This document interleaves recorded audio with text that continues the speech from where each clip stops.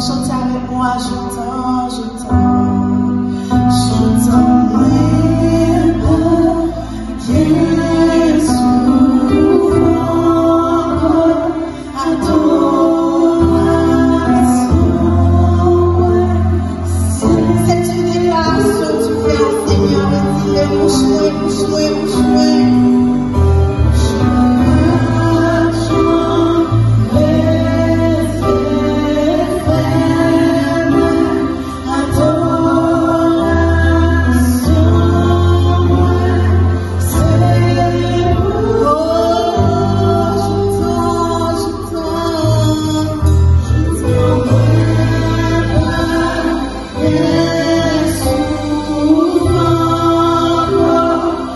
adore.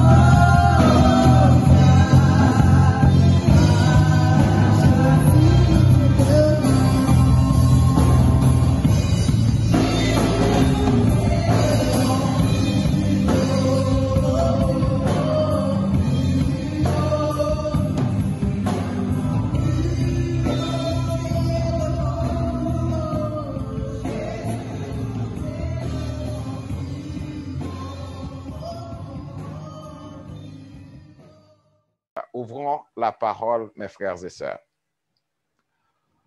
Le thème sur lequel je voudrais attirer votre attention ce soir pendant ce message, c'est un thème que nous avions discuté ou plutôt élaboré, autour duquel nous avions élaboré cette semaine dans notre rubrique de prière les matins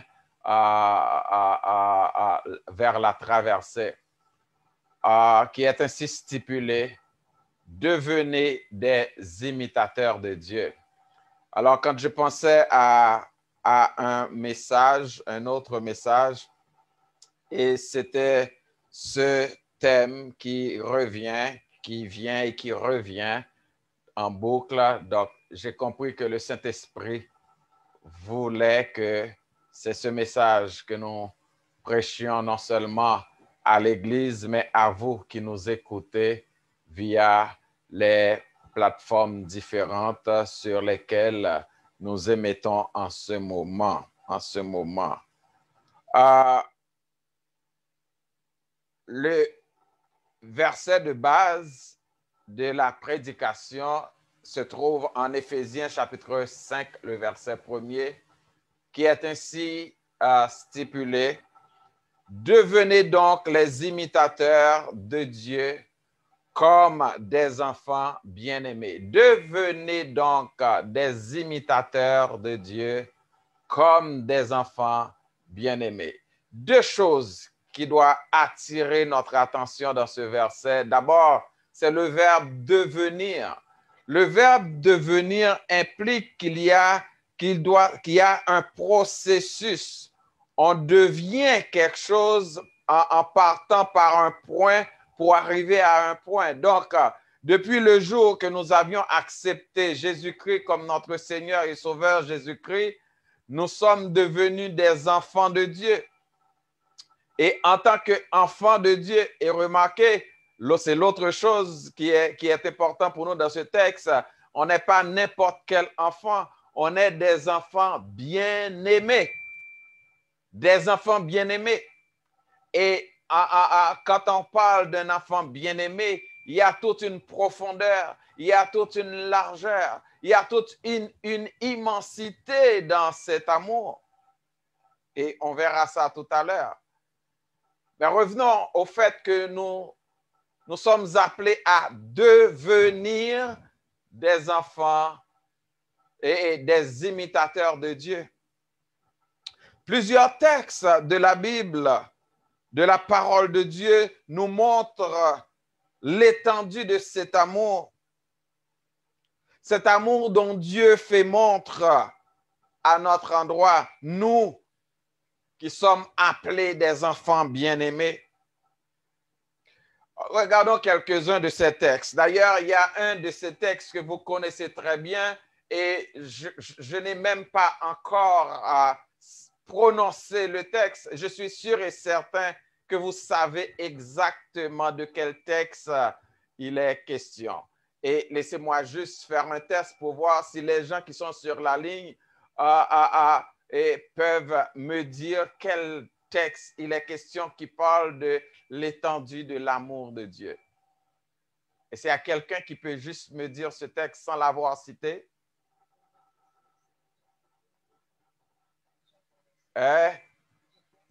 Jean 3,16, voilà. C'est Jean 3,16 qui nous dit « Car Dieu a tant aimé le monde qu'il a donné son Fils unique afin que quiconque croit en lui ne périsse point, mais qu'il ait la vie éternelle. » Donc, vous voyez, l'expression « tant aimé » nous montre l'immensité de l'amour de Dieu, la profondeur de l'amour de Dieu, la grosseur de l'amour de Dieu, l'incommensurabilité de l'amour de Dieu.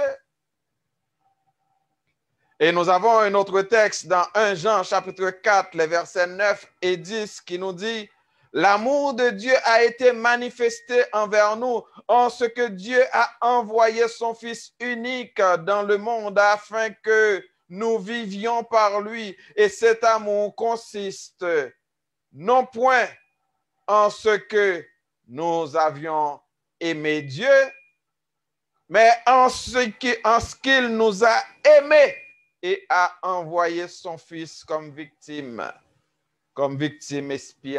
expiatoire pour nos péchés. Remarquez, dans ce texte, il dit, Dieu nous aime pas parce que nous l'avions aimé en premier, mais il nous aime parce qu'il est amour. Il s'appelle amour. D'ailleurs, il y a même un texte qui est ainsi à stipuler, Dieu est amour. Et regardez, dans Jérémie chapitre 31, le verset 3, ce que l'Éternel déclare. De loin, l'Éternel se montre à moi.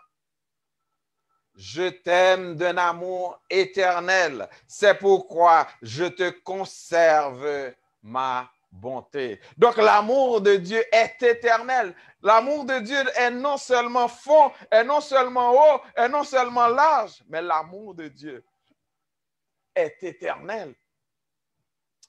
Et dans Galates chapitre 2, le verset 20, il est dit, ce n'est plus moi qui vis, mais c'est le Christ qui vit en moi. Ma vie en tant qu'homme, je la vis maintenant dans la foi au Fils de Dieu qui, par amour pour moi, s'est livré à la mort à ma place. En fait, je pourrais vous en citer dans les 66 livres de la Bible beaucoup de textes qui mettent en évidence l'intensité de l'amour de Dieu, la profondeur de l'amour de Dieu, la largeur de l'amour de Dieu, l'immensité de l'amour de Dieu. Cependant, ce que vous et moi, nous devons comprendre, c'est que Dieu ne nous aime pas tout simplement comme un mari peut aimer sa femme tout simplement, comme une femme peut aimer son mari tout simplement, comme un ami peut aimer une amie ou une amie peut aimer un ami tout simplement, comme des enfants peuvent aimer leurs parents tout simplement. Mais le texte nous dit que l'amour de Dieu est éternel. Il nous aime de tout son amour. C'est-à-dire, il n'y a pas de restriction dans l'amour de Dieu. Il n'y a pas de personnalité dans l'amour de Dieu. Il n'y a pas d'acception de personne dans l'amour de Dieu. Dieu nous aime de tout son amour, de même qu'il nous demande de l'aimer de toute notre force, de toute notre pensée, de toutes nous-mêmes. De même aussi, il nous aime de tout son amour. Voilà pourquoi nous sommes des enfants bien-aimés. Nous sommes des enfants bien-aimés de Dieu. Par conséquent, en tant qu'enfants bien-aimés, Dieu attend que nous l'imitions. J'ai toujours dit à mon fils de regarder ce que je fais. À mes enfants de regarder ce que je fais. Donc, si je dis à mes enfants de regarder ce que je fais, je me lance un défi énorme. Je n'ai pas le droit à l'erreur. Je n'ai pas le droit de faire des choses compromettantes. Je n'ai pas le droit de faire des choses auxquelles ils pourraient me reprocher demain ou des choses. Si yo même y a le répéter, puis yo dit papa, c'est où que tu dit me faire. De même aussi, mes frères et sœurs, quand nous sommes appelés à imiter notre Père, nous devons l'imiter en toutes choses. Et nous allons voir quelques paramètres, pas tout, bien entendu, nous n'aurons pas le temps pour voir tous les aspects des attributs de Dieu que nous devons limiter.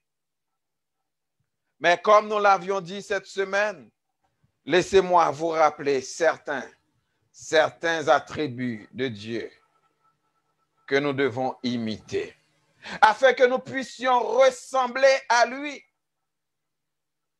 Nous chantons souvent « Sembler Jésus, c'est des hymnes ».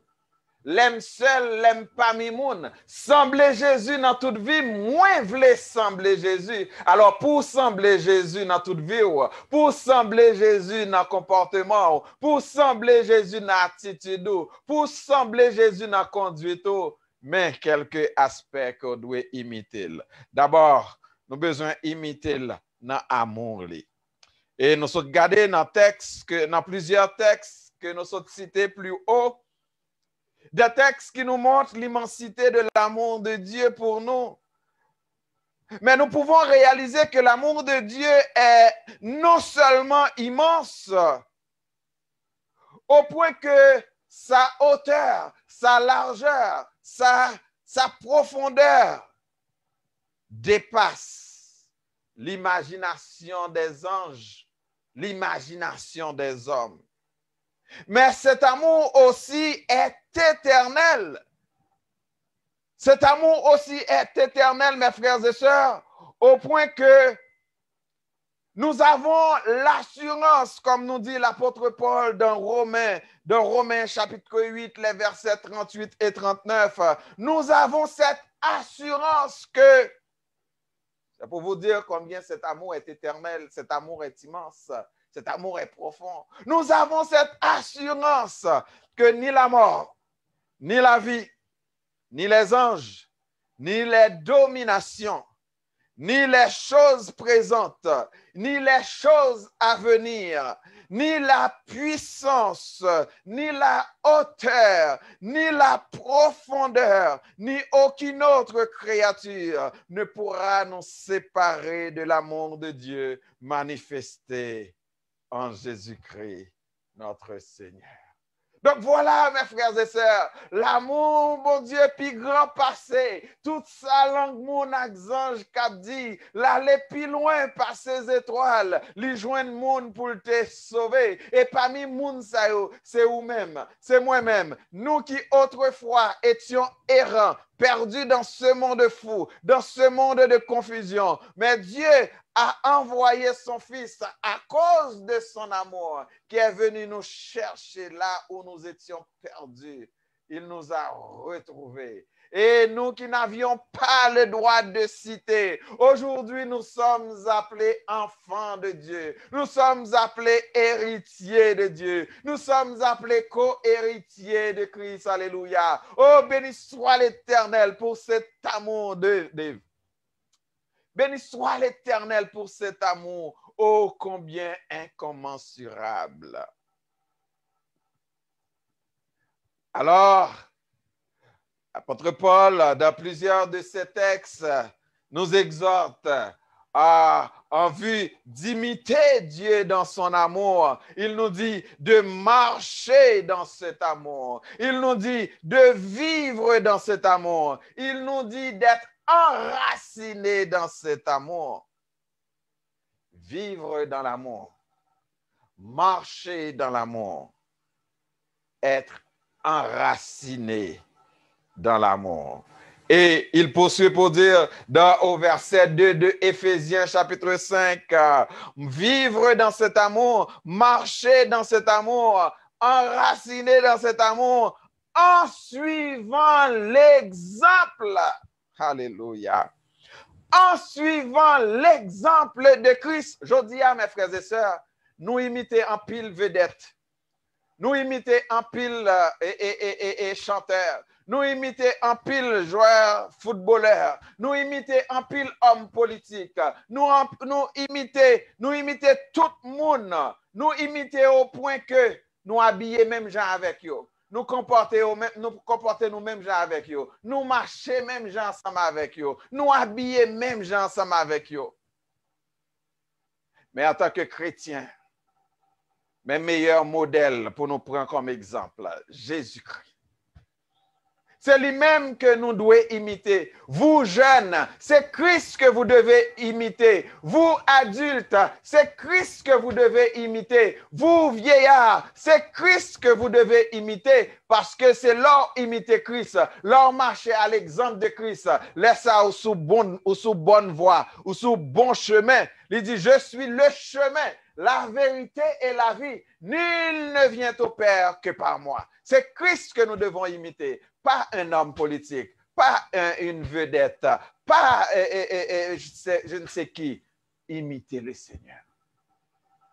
Quelque part, l'apôtre Paul va demander aux chrétiens de Corinthe, si je ne m'abuse, soyez mes imitateurs, mais il va ajouter pour dire, soyez mes imitateurs comme je le suis de Christ. Donc, c'est pour dire que si demande au moins Jean-David Pierre lui demande pour imiter, c'est parce que moi-même m'a imité Christ.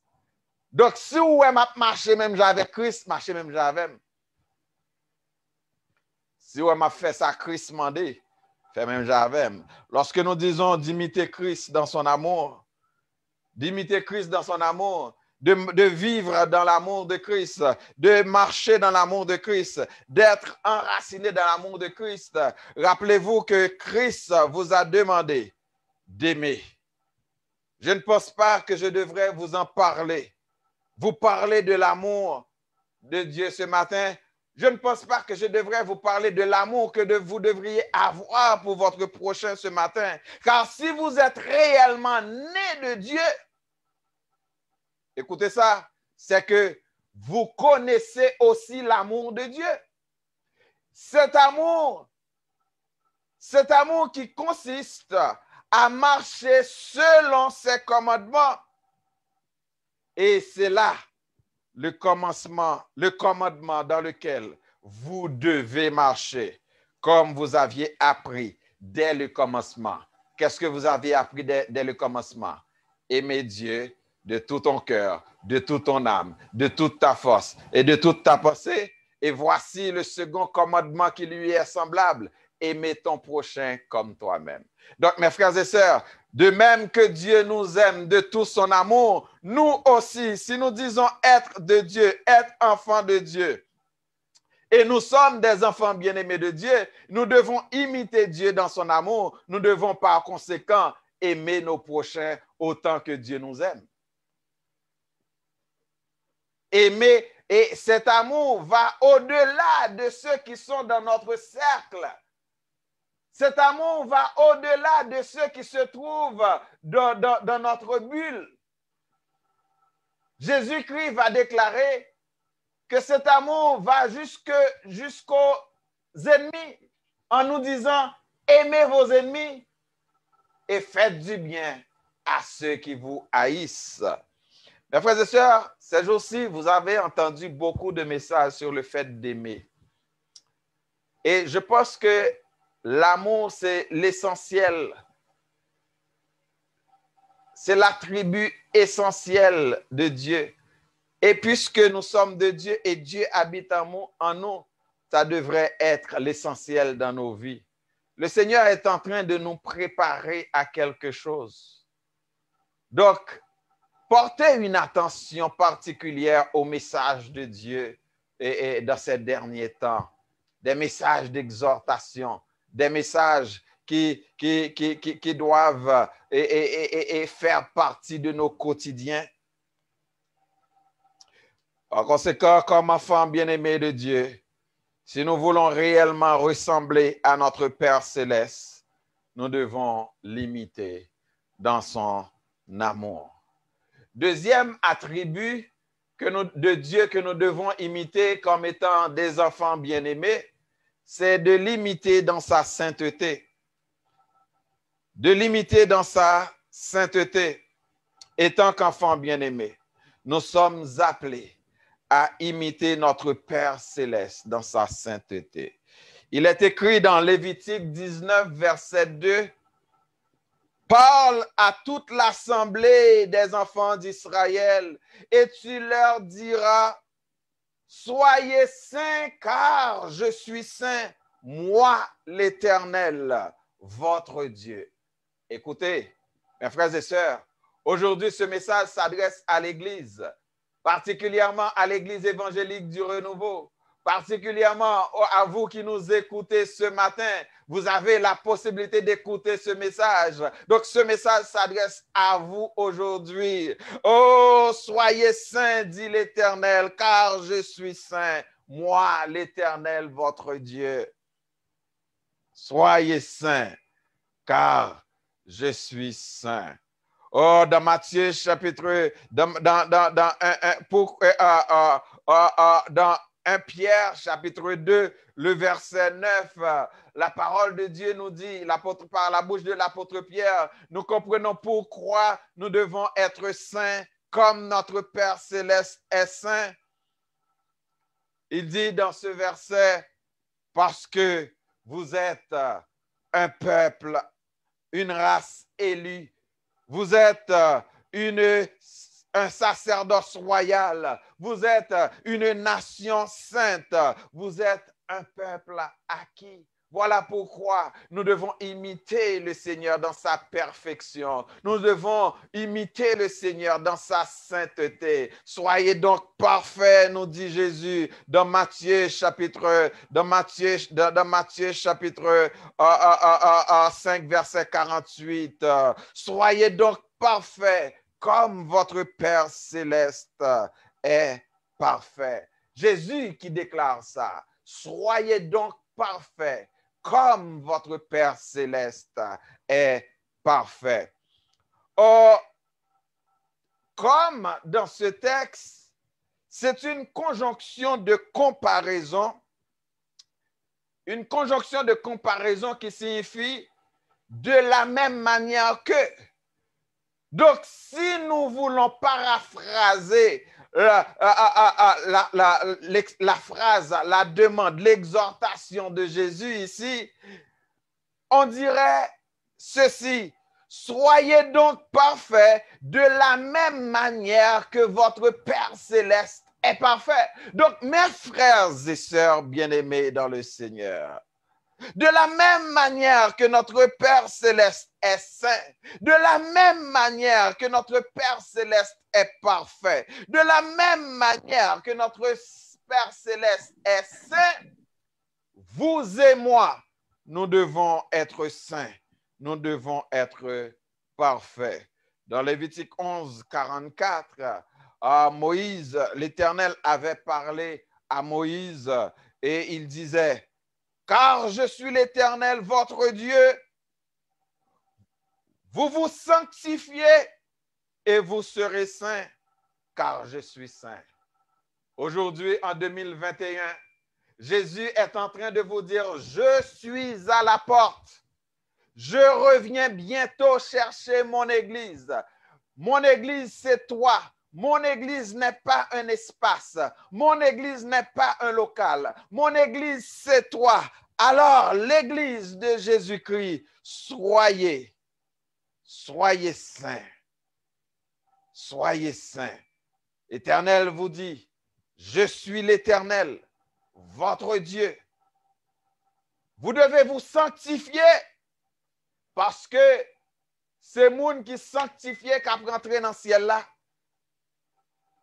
C'est moun qui sanctifié qui a rentré dans le royaume qui est prêt à le préparer.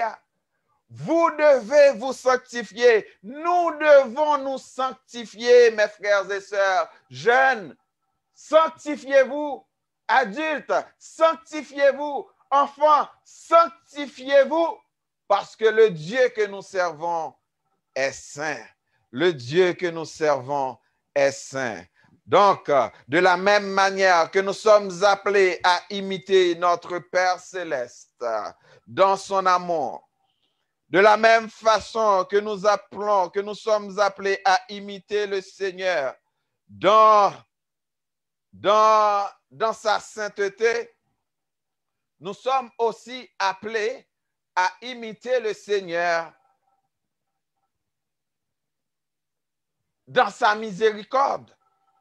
Dans sa miséricorde. Dans Luc chapitre 6, verset 36, nous lisons: soyez donc miséricordieux comme votre Père est miséricordieux. Toujours la conjonction de comparaison. De la même façon que votre Père est miséricordieux, nous aussi, nous devons l'être. Nous devons nous montrer miséricordieux. Quand on voit le mot miséricorde, et d'ailleurs, nous chantons toujours Miséricorde insondable, Dieu peut-il tout pardonner? Absous d'un si grand coupable et mes péchés oubliés. Jésus, je viens à toi tel que je suis. Je viens à toi. Donc, c'est ce chant que nous chantons souvent. Et Jésus, dans sa miséricorde, il nous pardonne toujours. À chaque fois que nous venons à lui, lui confessant nos péchés, il nous pardonne à cause qu'il est un Dieu miséricordieux. Il est un Dieu compatissant. D'ailleurs, David nous le dit dans le psaume 103. Il est compatissant, lent à la colère, riche en grâce et en bonté. Donc, nous sommes appelés à nous montrer compatissants envers nos frères. Nous sommes aussi appelés en tant qu'enfants bien-aimés à imiter Dieu en nous montrant miséricordieux. C'est-à-dire, quelqu'un qui est miséricordieux, c'est quelqu'un qui est capable vite, ne pas dire juste essayer, non, quelqu'un qui est capable vite de pardonner, quelqu'un qui est prêt à pardonner. Ne dites pas que vous ne pouvez pas pardonner. Non, si vous êtes un enfant bien-aimé de Dieu, vous êtes habité par Dieu, vous êtes habité par le Saint-Esprit. Dieu est amour, Dieu est pardon. Donc, vous êtes capable aussi de pardonner. Alors, si vous voyez en tant que chrétien, en tant que chrétienne, vous n'êtes pas capable d'aimer, si vous voyez en tant que chrétien, en tant que chrétienne, vous n'êtes pas capable de pardonner, il faut réfléchir bien pour vous poser la question, suis-je sauvé? Est-ce que vraiment c'est petit bon Dieu? Est-ce que vraiment né de nouveau? Parce que un monde qui est né de nouveau, il n'est pas capable d'aimer, il n'est pas capable de pardonner. Ou besoin de mettre un point d'interrogation sur salut. Ce n'est pas moi qui ai dit pas sauvé, mais conscience capable de dire ça. Parce que si vous êtes un enfant bien-aimé, tu es sauvé, tu t'appelles enfant de Dieu, tu devrais être capable de pouvoir aimer, de pouvoir pardonner. À plusieurs reprises, nous voyons que le Seigneur Jésus se montrait tellement compatissant envers des gens autour de lui, se montrait tellement miséricordieux envers des gens autour de lui. À combien plus forte raison, nous aussi, qui sommes des enfants bien-aimés de Dieu, devrions-nous nous montrer aussi compatissants. Et c'est exactement ce que Jésus nous dit dans ce texte de Luc chapitre 6, verset 36. Soyez donc miséricordieux de la même manière que votre Père est miséricordieux. Et en fin de compte, un autre attribut que nous devrions imiter, un autre attribut de Dieu que nous devrions imiter en tant que des enfants bien-aimés. Je pèse bien le mot des enfants bien-aimés de Dieu, c'est l'imiter dans sa bonté. L'imiter dans sa bonté. Souvent, nous disons Dieu est bon. Et c'est vrai que Dieu est bon pour nous. Dieu est bon pour moi. Je peux parler de la bonté de Dieu et je peux parler de la manifestation de la bonté de Dieu à mon endroit. Je peux parler de la manifestation de la bonté de Dieu envers ma famille. Je peux parler de la manifestation de la bonté de Dieu envers l'Église évangélique du Renouveau. Et vous qui m'écoutez ce soir, si je vous demande de parler de la bonté de Dieu, vous allez m'expliquer plein de choses pour parler de la bonté de Dieu. Mais qu'en est-il de vous? Vous qui expérimentez la bonté de Dieu, est-ce que vous faites preuve de bonté envers les autres? Écoutez ce que la parole de Dieu nous dit dans Philippiens, chapitre 2, verset 15, dans Éphésiens, chapitre 4, verset 32. Soyez bons les uns envers les autres, compatissants, vous pardonnant réciproquement, comme Dieu vous a pardonné en Christ. Soyez bons, mes frères et sœurs. En tant que chrétien, nous trop haïssables. Nous ne pas qu'à chita côté l'autre, nous ne pas qu'à ouais l'autre. Toute la journée, c'est gourmet, nous n'avons l'autre. Toute la journée, c'est yon qui parle l'autre mal. Toute la journée, c'est yon qui fait tripotage sur l'autre. Yon qui fait mentir sur l'autre. Ou ouais, ou parler. Ou pas ouais, ou pas parler. Ou marcher raconter toute bagaille sur de l'autre monde. Même l'autre pas ouais. Impression ou seulement ou prendre pour une réalité. Tandis que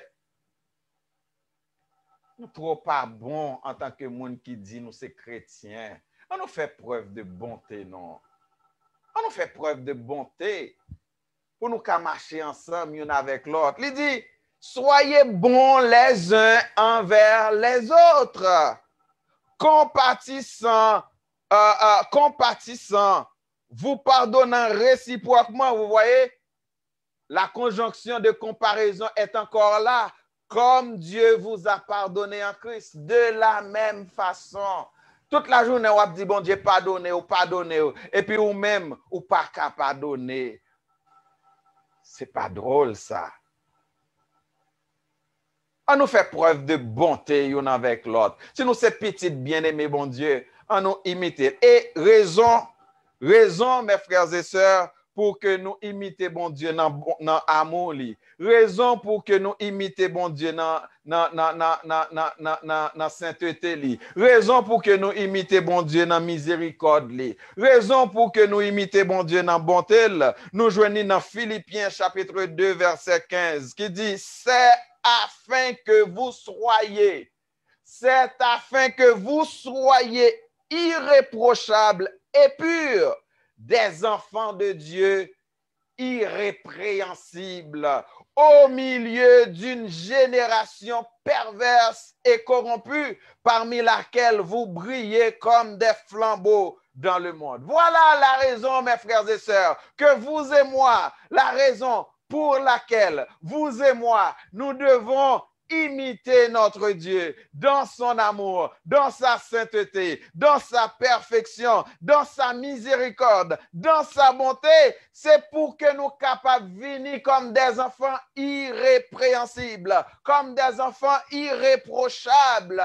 Oh, même Jean, et dans 1 Pierre chapitre 2 verset 12, l'apôtre Pierre va nous dire, ayez au milieu des païens une bonne conduite, afin que là même où ils vous calomnient comme si vous étiez des malfaiteurs, qu'ils remarquent vos bonnes œuvres et glorifient Dieu au jour où il les visitera. Donc mes frères et sœurs, nous sommes appelés à faire la différence d'après ce texte. Oui, irréprochable au milieu d'une génération perverse et corrompue. Au milieu d'une génération perverse et corrompue, parmi laquelle vous devez briller. Briller comme des flambeaux dans le monde. Nous sommes appelés à faire la différence dans ce monde. Donc, nous ne sommes pas capables, même gens avec le monde là. Nous ne sommes pas capables de marcher, même gens avec le monde là. Nous ne sommes pas capables de garder le monde, même gens avec l'autre monde à garder le monde. Nous ne sommes pas capables de traiter le monde, même gens l'autre monde à traiter le monde. Nous ne sommes pas capables de considérer le monde, même gens l'autre monde. Nous devons, en tant que des enfants bien-aimés de Dieu, qui ont l'esprit bon Dieu dans eux-mêmes et qui habitent par bon Dieu, nous devons faire preuve d'amour. Remet monde, même gens bon Dieu, remet monde. Pardonnez monde, même gens bon Dieu, pardonnez. Montrez-nous compatissants, même gens bon Dieu, les compatissants et miséricordieux à notre endroit. Faire preuve de bonté, même gens bon Dieu, les faire preuve de bonté. Bon Dieu tellement bon envers nous, les renouveler bonté chaque matin envers nous. Selon ce que nous lisons dans Lamentation 3:26. Les bontés de l'Éternel ne sont pas épuisées. Ses compassions ne sont pas à leur terme. Elles se renouvellent chaque matin. Oh, nous dit, et s'écrie le serviteur, que ta fidélité est grande. Donc, nous sommes appelés à imiter Dieu, mes frères et sœurs. À nous imiter, bon Dieu, dans l'amour. À nous imiter dans la sainteté. À nous imiter dans la miséricorde, dans la compassion. À nous imiter dans la bonté.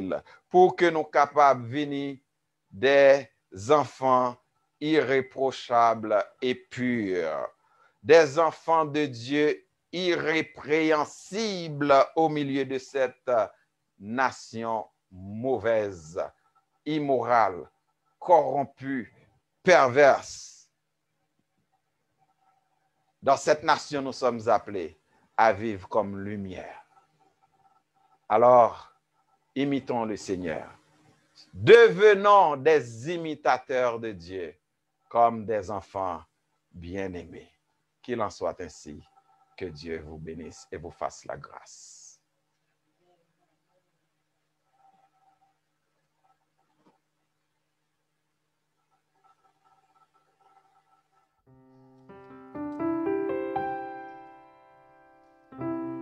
Nous mettons-nous debout. Alléluia. Merci Seigneur.